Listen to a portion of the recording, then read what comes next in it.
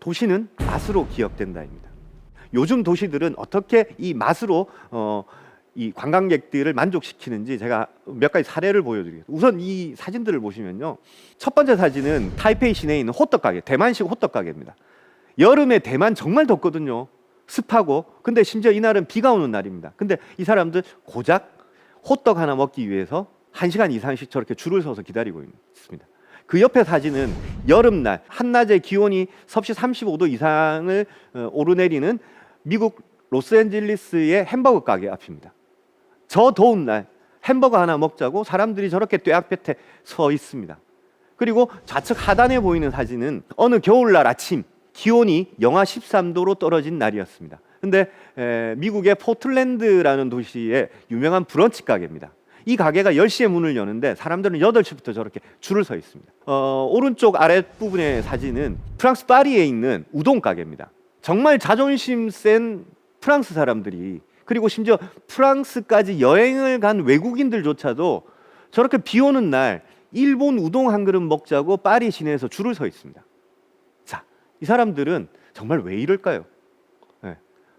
이렇게까지 노력하면서 한 그릇 먹어야 될 정도로 이 음식들이 그렇게 소중한 음식일까요? 실제로 그렇지는 않습니다. 근데 사람들의 심리라는 게, 여러분, 이런 외국만 그런 게 아닙니다. 자, 이 그래프는요, 우리나라 한국문화관광연구원에서 한국을 찾은 외국인의 만족도를 조사를 한 겁니다. 중국인 관광객과 일본인 관광객을 나누어서 물어봤더니 중국인 관광객들은 어디든지 24시간 어디든지 마음 편하게 돌아다닐 수 있는 한국의 치안과 그리고 여러 가지 볼거리들에 관심이 많은 반면에 일본 사람들은 일본보다는 상대적으로 싼 물가 그리고 편리한 교통 이런 것들에 가중치를 뒀습니다. 근데 두 나라 모두 뭐에 제일 큰 점수를 줍니까? 바로 음식입니다. 여러분, 혹시 외국에서 발행된 그 나라 언어로 발행된 한국 여행 가이드북 보신 적 있습니까? 저는 마칼럼니스트라는 직업 때문에 외국에 나가면 꼭 그 나라의 언어로 만들어진 한국 여행 가이드북을 살펴봅니다. 그러면요, 거기에 정말 제일 많이 설명되어 있는 게 바로 한국 음식에 대한 이야기입니다. 한국을 방문하는 외국인 관광객들은 한국 음식에 대해서 정말 관심이 많습니다. 그리고 만족도도 이 그래프에서 보시듯이 중국 관광객과 일본 관광객뿐만 아니라 외국인, 다른 유럽이나 미국 관광객들조차도 한국 음식에 대한 관심이 굉장히 많습니다. 왜? 여행에서 가장 인상적이고 기억에 남는 것은 바로 음식이기 때문에 그렇습니다. 제가 여러분께 말씀드릴 세 번째 키워드는 사람은 자신이 믿고 싶은 것을 믿는다입니다. 이탈리아의 자코모 리촐라티 교수라는 신경심리학자가 자기 팀들하고 원숭이의 어떤 그 행동과 그리고 이 뇌의 움직임을 실험을 하고 있었습니다. 그 실험 도중에 아주 놀라운 사실을 발견하게 되는데요. 원숭이가 바나나를 잡을 때 원숭이 뇌의 어떤 특정 부분이 활성화되는 걸 발견합니다. 그런데 어느 날 보니까 사람이 바나나를 딱 집었어요. 원숭이는 단지 바나나를 집는 사람을 봤을 뿐입니다. 봤을 뿐인데도 잡을 때랑 똑같은 부분의 뇌가 활성화되더라는 거죠. 이 실험을 통해서 그 리촐라티 교수팀이 발견한 게 뭐냐면, 원숭이는 단지 보는 것만으로 뇌가 자기가 행동하는 것과 똑같이 뇌가 활성화되는 부분이 있더라. 그래서 이것을 거울을 보는 것처럼 똑같이 움직이는 것이다 그래가지고 미러 뉴런, 우리말로는 거울 신경 세포라고 명명하게 됩니다. 그리고 원숭이와 또 동일한 뇌 구조를 가진 인간에게도 이런 미러 뉴런, 거울 신경 세포가 있을 것이라고 결론을 내립니다. 자, 이 미러 뉴런이 왜 중요하냐면요, 사람은 남이 하는 것을 따라할 때, 그리고 남이 하는 것을 보면서 따라하고 싶은 이런 모든 심리가 사실은 이런 게 우리 뇌가 가지고 있는 본능입니다. 그래서 여러분들 음식 프로그램 같은 거 보시면요, 어떻습니까? 이 출연자들이 과도하게 리액션을 하죠. 이 과도하게 리액션을 할수록 시청자들은 그 음식에 빠져듭니다. 유명한 맛집 소개 프로그램에 등장한 음식점, 그 다음날 가보면 사람들이 막 줄을 서 있죠. 그리고 유명한 연예인의 단골집, 혹은 유명한 정치인의 단골집, 그러면 나도 저기 한번 가봐야지 이렇게 하죠. 이게 뭐냐면요, 결국 우리 이 거울신경세포가 관장하기 때문에, 그래서 따라하도록 우리 뇌는 세팅되어 있기 때문에 가는 겁니다. 아주 쉬운 예를 하나 들어드릴게요. 유명한 음식점 같은 데 가면요, 한쪽 벽면이 그 연예인들이나 이런 사람들의 사인으로 막 도배가 돼 있는 경우 있죠. 성격이 굉장히 깔끔하신 분들은 지저분하게 이게 뭐야 이러지만, 대부분의 사람들은 어떤 반응을, 그래, 이런 사람들도 맛있게 먹고 간 곳이니 내 선택이 옳지 않았어 라고 안도감을 느낍니다. 이게 바로 거울신경세포 때문에 그렇습니다. 여러분, 우리 향토 음식 마케팅에서는 어떻게 활용되는지 제가 한 가지 사례를 통해서 말씀드리겠습니다. 1592년에 임진왜란이 발발했죠. 임진왜란을 문화사적으로는 도자기 전쟁이라고 합니다. 왜 도자기 전쟁이냐면, 일본인들이 한국에 와가지고 단지 도자기를 약탈하는 데서 그치지 않았습니다. 이 도자기를 자기 나라에서 굽고 싶었던 거죠. 그래서 조선에서 이 백자를 좀 구워봤다라는, 혹은 백자를 굽는 데서 일 좀 해봤다는 도공들은 모조리 쓸어갑니다. 그래서 뭐 어떤 자료들에 의하면 약 3만 명의 도공들이 일본에 이제 끌려갔다라고 합니다. 그렇게 끌려간 도공들 중에서 충남 공주 출신의 이삼평이라는 도공이 있었습니다. 이 도공이 오늘날 일본 사가현으로 끌려가게 되는데, 그 지역을 관장하던 이제 영주가 이삼평 도공에게 백자를 구워달라고 합니다. 그런데 이제 이삼평 도공은 백자를 굽기 위해서는 그에 적합한 흙이 있어야 된다고, 흙을 찾아야 된다고. 그러니까 이제 이 영주가 모든 지원을 아끼지 않죠. 그래서 결국은 한 2년을 이제 그 지역을 샅샅이 뒤진 다음에 이 백자를 만들 수 있는 흙으로 된 산을 하나 발견합니다. 그리고 그 산에서 가마를 짓고 일본 최초의 백자를 구워내기 시작하죠. 그게 바로 1616년의 일입니다.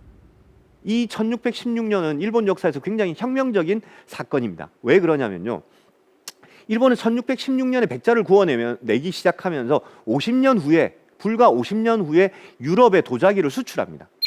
우리나라에서 강탈해간 기술로 유럽에 수출을 하기 시작한 겁니다. 그때부터 유럽 사람들에게 일본은 어떤 나라로 알려지냐면 도자기의 나라로 알려지기 시작합니다. 엄청난 양의 도자기가 유럽으로 수출됩니다. 그러고 난 다음에 수출하니까 어떻게 됩니까? 돈을 벌죠. 엄청난 부를, 막대한 부를 축적하게 됩니다. 그리고 이렇게 축적한 부로 바로 일본의 근대화의 시작이라고 하는 메이지 유신을 일으키는데, 이 메이지 유신의 종잣돈이 됐던 게 도자기 수출로 벌었던 돈입니다. 그러다 보니까 이 도자기가 처음 구워진 일본 사가현의 아리타라는 동네는 바로 도자기, 일본에서 백자를 처음 구워낸 이삼평이라는 도공을 신으로 모시고 있습니다. 그리고 도자기의 본산인 것을 기념하기 위해서 도자기 박물관을 운영하고 있습니다. 박물관 2층에 가면 조그마한 카페가 하나 있는데, 이 카페를 일부러 찾는 사람들이 많습니다. 왜 그러냐? 우리 돈으로 한 7,000원 정도를 주면 커피 한 잔과 롤 케이크나 그다음에 파이 한 조각을 이렇게 세트 메뉴로 먹을 수 있습니다. 세트 메뉴를 주문을 하면요, 이런 이 팜플렛을 줍니다. 그러면서 이제 고르라고 합니다. 뭘 고르느냐? 케이크를 담을 접시와 커피를 담을 컵을 고르라고 합니다. 그런데 메뉴에 있는 접시는 1660년대에 만들어진 거고, 가운데에 있는 접시는 1780년대에 만들어진 거고, 맨 밑에 있는 컵은 1800년대에 만들어진 거라는 겁니다. 내가 지금 박물관에서 봤던 바로 그 접시와 컵에다가 케이크를 담아주고 커피를 담아준다는 겁니다. 깜짝 놀랄 일이죠. 그 순간 이건 음식이 아닙니다. 그냥 상징이 되는 겁니다. 정말 놀라고 이걸 이제 사진을 찍죠.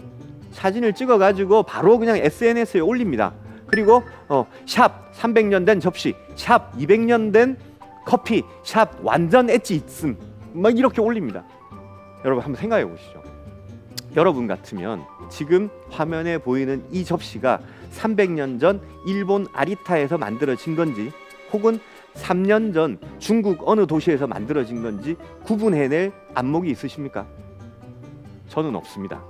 단지 공공기관인 박물관이 우리에게 사기치지 않을 거라고 그걸 믿는 것뿐이죠. 그리고 이 사진을 찍는 순간 그 소비자는 이것이 사실인지 아닌지가 절대 중요하지 않습니다. 이게 300년 전 것이라고 믿는 나 자신이 중요한 거죠. 그리고 아무도 그것의 진위를 알려주기를 원치 않습니다. 왜? 내 환상이 깨지면 안 되거든요. 사람들이 믿고 싶어 하는 것은요, 사실이 아닙니다. 사람들이 믿고 싶은 하는 것은 자신이 믿고 싶은 거고, 자신이 믿고 싶은 것은 결국은 판타지입니다. 그래서 향토 음식을 판매하는 스토리텔링의 진짜 목적은요, 사람들이 믿고 싶어 하는 것을 만들어내는 겁니다. 사람들이 믿고 싶어 하는 게 결국에는 판타지죠. 300년 된 접시, 300년이 안 됐으면 어떻습니까? 거짓말을 하라는 게 아니죠. 사람들이 믿도록 상황을 만드는 것, 이게 중요한 겁니다. 지역을 살리는 맛 네 번째 키워드는 맛을 강요하지 말고 호기심을 자극해야 된다는 겁니다.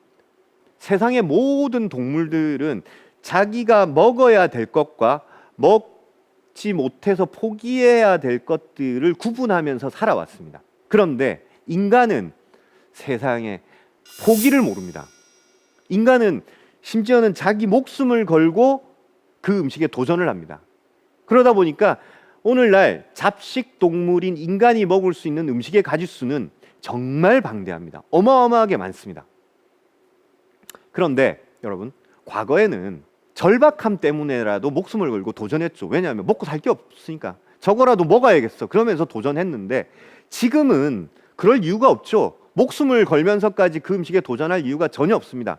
근데도 지금 사람들은 음식에 계속 도전하죠. 왜? 그것은 수렵 채집 시절부터 우리 인간의 DNA 속에 잠자고 있는 호기심 때문에 그렇습니다. 그래서 맛을 판매하는 것보다는 사람들이 가지고 있는 호기심을 자극하는 게 훨씬 더 마케팅에 효과적입니다. 혹시 이 음식을 아시는 분이 계실지 모르겠는데요, 이 음식은 스웨덴의 수르스트레밍이라는 음식입니다. 소금에 절인 청어를 캔에 넣고 밀봉한 겁니다. 그런데 모든 음식은 캔에 담을 때 살균 과정을 거칩니다. 그래야 캔 속에서 더 이상 발효나 부패가 진행되지 않죠.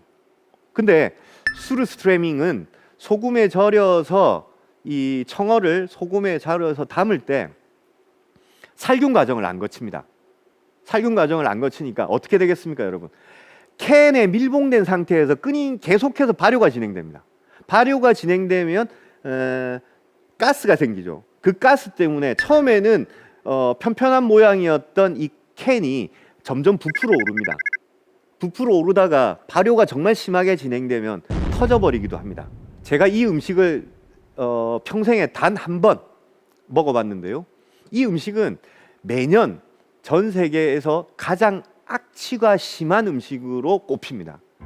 얼마나 악취가 심하면요, 저는 이 음식을 먹을 때 맛은 도저히 느낄 수 없었고, 그리고 제가 글을 쓰는 작가임에도 불구하고 이 음식의 악취를 뭐라고 설명할 수가 없습니다. 그냥 여러분 이렇게 상상하십시오. 여러분이 악취라고 생각하는 모든 것들의 총합이 바로 이 수르스트레밍의 냄새다라고. 그래서 이 음식은 정말 스웨덴의 토박이들, 어려서부터 이 음식을 먹었던 사람들 아니면 이 음식의 맛을 전혀 못 느낍니다.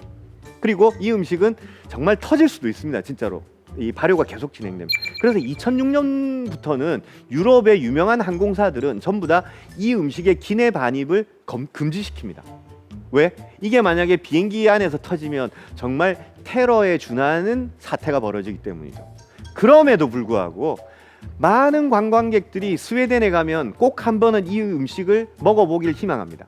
그리고 더 심한 사람들은 어떻게든 이 음식을 비행기에 싣고 자국으로, 자기 나라로 돌아오고 싶어 합니다. 왜 그러겠습니까? 이 음식의 악취가 얼마나 심한지 다른 사람도 느껴보게 하고 싶겠죠. 그러니까 이 음식을 먹기 위해서 사는 게 아닙니다.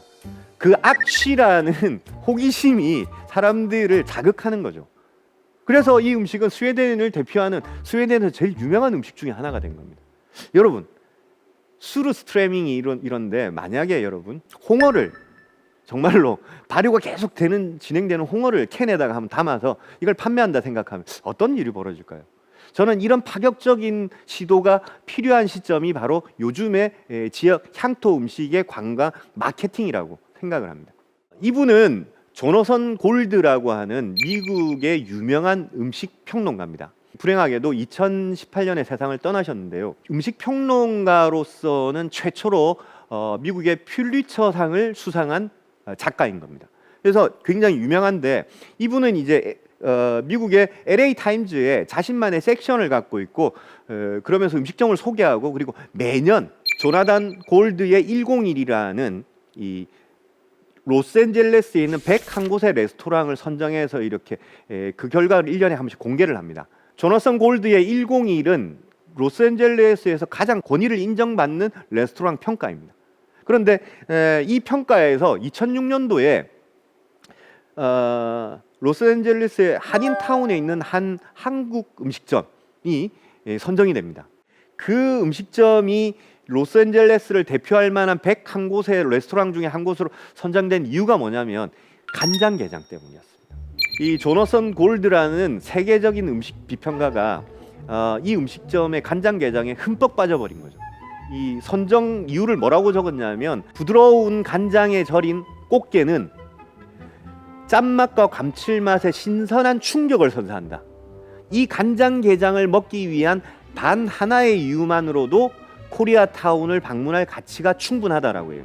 그리고 이 조너슨 골드라는 음식 평론가는 제가 2016년도에 이 음식점을 직접 가봤는데 사장님의 말씀에 의하면 정말 혼자서 간장게장만 먹으러 오는 적도 많았고 그리고 게장을 먹을 때는 아무한테 연락도 안 받았답니다. 전화도 꺼놓고 이렇게 먹을 정도로 그 정도로 좋아했다고 합니다. 이 뭘 의미할까요, 여러분? 이제는 우리가 팔고 싶은 걸 팔던 시대는 지났습니다. 그리고 한국 음식을 바라보는 외국인들의 시선은 우리가 아는 것보다 훨씬 더 넓고 깊어졌습니다. 이제 그럴듯한 한국 음식만 팔던 시절은 지나갔다라는 거죠.